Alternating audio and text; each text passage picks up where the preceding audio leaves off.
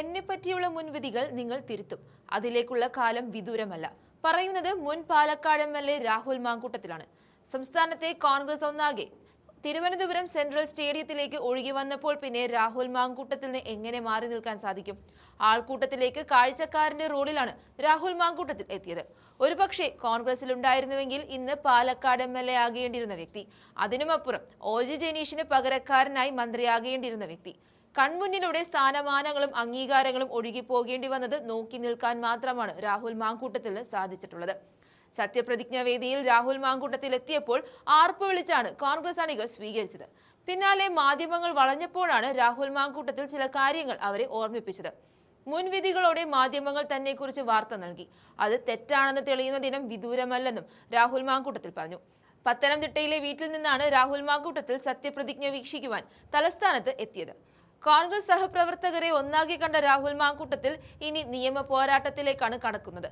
Pinarayi police കെട്ടിച്ചമച്ച കള്ളക്കഥകൾ ഒന്നാകെ പൊളിച്ചു മാറ്റുമെന്നും സത്യം കോടതിയിൽ തെളിയിക്കുമെന്നും രാഹുൽ മാങ്കൂട്ടത്തിൽ പറയുന്നുണ്ട്.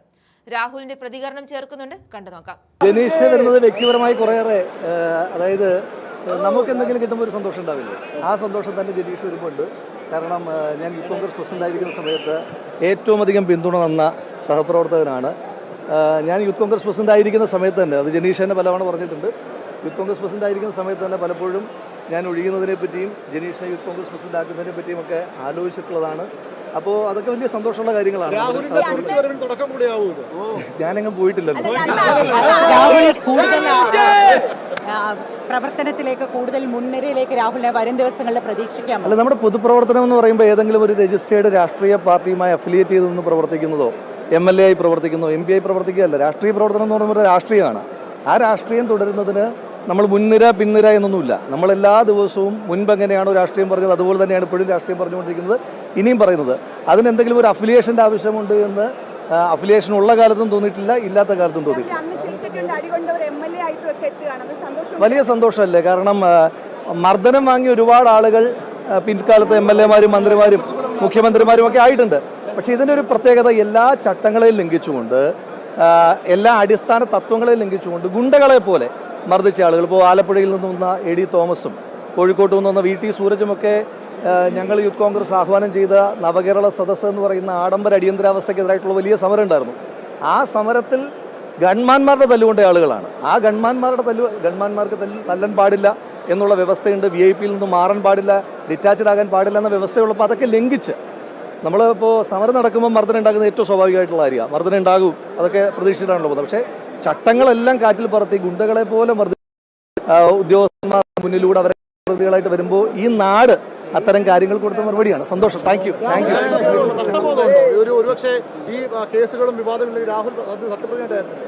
ഞാൻ ഇന്നലെ എന്താണോ ചെയ്ത രാഷ്ട്രീയ പ്രവർത്തനം അത് തന്നെ ഇന്നും ചെയ്യുന്നുണ്ട്, നാളെയും ചെയ്യും. അതിനകത്ത് പ്രത്യേകിച്ച് ഈ നിങ്ങൾ ഉദ്ദേശിക്കുന്ന ജനപ്രതിനിധി എന്നുള്ള നഷ്ടബോധമൊക്കെ ആണെങ്കിൽ ഒരു 10-20 വർഷക്കാലമായി രാഷ്ട്രീയ പ്രവർത്തനം സജീവമായിട്ട് തുടങ്ങിയത്. അതിനകത്താകെ 1.5 വർഷക്കാലം മാത്രമാണ് ജനപ്രതിയായത്. ബാക്കിയുള്ള കാലത്തൊക്കെ ചെയ്തിരുന്ന അതേ രാഷ്ട്രീയം തന്നെയാണ് ഇപ്പോഴും പറഞ്ഞുകൊണ്ടിരിക്കുന്നത്. ഫീൽഡിലിറങ്ങിയുള്ള പ്രചരണം ഉണ്ടായിരുന്നില്ല എന്നുണ്ടെങ്കിൽ പോലും രാഹുൽ സോഷ്യൽ മീഡിയയിൽ, പ്രത്യേകിച്ച് വയനാടുമായി ബന്ധപ്പെട്ടിട്ടുള്ള രാഹുലിന്റെ ഒരു വീഡിയോ, ആ രീതിയിൽ ഞാൻ എല്ലാ കാലത്തും ചെയ്യുന്ന പോലെ വീടാന്തരം കയറിയിട്ടുണ്ട്. നിങ്ങൾ എന്നെ ഇഗ്നോർ ഇത്തവണ നിങ്ങൾ എനിക്കൊരു സഹായം ചെയ്തതേ ഉള്ളൂ. നമ്മളെപ്പോഴും ജോലികളൊക്കെ ചെയ്യുന്നുണ്ട്. ഞാൻ പറഞ്ഞല്ലോ, ആകെ 1.5 വർഷക്കാലമാണ് ജനപ്രതിനിധിയായിട്ടിരുന്നത്. ജനപ്രതിനിധിയാണ് രാഷ്ട്രീയത്തിന്റെ അവസാനം എന്ന് വിചാരിക്കുന്ന ഒരാളല്ല ഞാൻ. കുറേം കൂടെ പാർട്ടിയിലുള്ള സമയത്തും പലപ്പോഴും പല തെരഞ്ഞെടുപ്പുകളിലും വരുമ്പോഴൊക്കെ ഞാൻ നേതാക്കന്മാരോട് പറയാറുണ്ട്, എനിക്ക് പാർട്ടി പ്രവർത്തനമാണ്, പാർട്ടി ഭാരവാഹിത്വങ്ങളോടാണ് താല്പര്യം, ഒരു പാർട്ടിക്കാരനാണ് ഞാൻ. അപ്പോൾ അതുകൊണ്ട് അത്ര നഷ്ടബോധങ്ങളൊന്നുമില്ല. വലിയ സന്തോഷമാണുള്ളത്. ഈ കേസുകളുടെ കുറ്റപത്രമൊക്കെ ശ്രീ പിണറായി വിജയൻ എന്ന് പറയുന്ന എന്നോട് ഏറ്റവും സ്നേഹവും ബഹുമാനവും കരുതലുമുള്ള മനുഷ്യൻ മുഖ്യമന്ത്രി ആയിരിക്കുമ്പോൾ തന്നെ കൊടുത്തതാണല്ലോ. അതുകൊണ്ട് പ്രത്യേകിച്ച് അതിനകത്ത് ബാക്കി കോടതി ഫൈറ്റ് ആണല്ലോ. കോടതി ഫൈറ്റ് വരും. ആ കോടതി ഫൈറ്റ് കഴിയുമ്പോൾ നിങ്ങൾ പറഞ്ഞ കാര്യങ്ങളെല്ലാം നിങ്ങൾക്ക് തന്നെ തിരുത്തേണ്ടി വരും. ഇന്നത്തെ ദിവസം നമുക്ക് മറ്റു കാര്യങ്ങളിലേക്ക് പോകണ്ട. എന്തായാലും ശ്രീ VD സതീശന്റെ നേതൃത്വത്തിലുള്ള ബാലൻസ്ഡ് ആയിട്ടുള്ള ബാലൻസ് എന്ന് പറയുമ്പോൾ കേരളത്തിൻ്റെ ടോട്ടൽ റെപ്രസെൻറ്റേഷൻ വന്നിട്ടുണ്ട്. ഏറ്റവും സീനിയർ ആയിട്ടുള്ള മന്ത്രിമാരുണ്ട്, ഏറ്റവും ജൂനിയർ ആയിട്ടുള്ള മന്ത്രിമാരുണ്ട്, പിന്നെ മുഖ്യമന്ത്രി ഉൾപ്പെടെ പുതുമുഖമായിട്ട് വരുന്നു എന്നുള്ളത് മൊത്തത്തിൽ കേരളത്തിന് തന്നെ ഒരു നെക്സ്റ്റ് ജനറേഷനിലേക്ക് ലീഡർഷിപ്പിൻ്റെ ട്രാൻസ്ഫോർമേഷൻ. കാരണം എനിക്ക് തോന്നുന്നു ഒരു 80s ശേഷം നെക്സ്റ്റ് ജനറേഷനിലേക്ക് ലീഡർഷിപ്പ് ട്രാൻസ്ഫോർമേഷൻ കേരളത്തിൻ്റെ മുഖ്യമന്ത്രിയാകുന്ന വ്യക്തിയാണ് ശ്രീ VD സതീശൻ. അപ്പോൾ ചെറുപ്പക്കാരായിട്ടുള്ള നെക്സ്റ്റ് ജനറേഷൻ്റെ ആളുകളുടെ ഞങ്ങളുടെയൊക്കെ റെപ്രസെൻറ്റേറ്റീവാണ് അദ്ദേഹം. അപ്പോൾ അതുകൊണ്ട് വലിയ സന്തോഷമാണുള്ളത്. പിന്നെ പല ചോദ്യങ്ങൾക്കുമുള്ള മറുപടിയാണല്ലോ. എത്ര കാലം മാറ്റി നിർത്തിയാലും ജനം വിചാരിച്ചാൽ ഒരു തിരിച്ചുവരവ് ഉണ്ടാകും എന്നുള്ളതിൻ്റെ ഉദാഹരണം കൂടിയാണ് ശ്രീ വി. ശ്രീ ചാണ്ടി ഉമ്മന് പോലും ഇല്ലാത്ത നിരാശ നമ്മൾ ആരെങ്കിലും അത് പങ്കുവെക്കേണ്ട കാര്യമില്ല. അദ്ദേഹമൊക്കെ ഒരു ട്രൂ പാർട്ടിക്കാരനാണ്.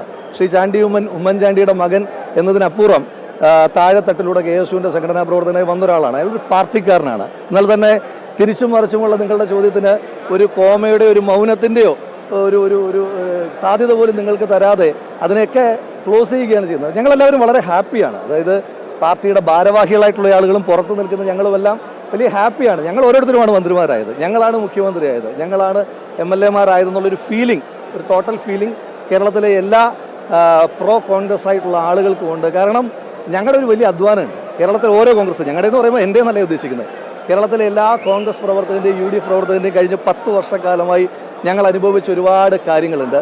ജനങ്ങൾ അനുഭവിച്ച കാര്യങ്ങളുണ്ട്. ജനങ്ങൾ അനുഭവിച്ചതിനെല്ലാം കൃത്യമായി കണക്ക് പറഞ്ഞാൽ നമുക്ക് മുന്നോട്ട് പോകാം. Thank you.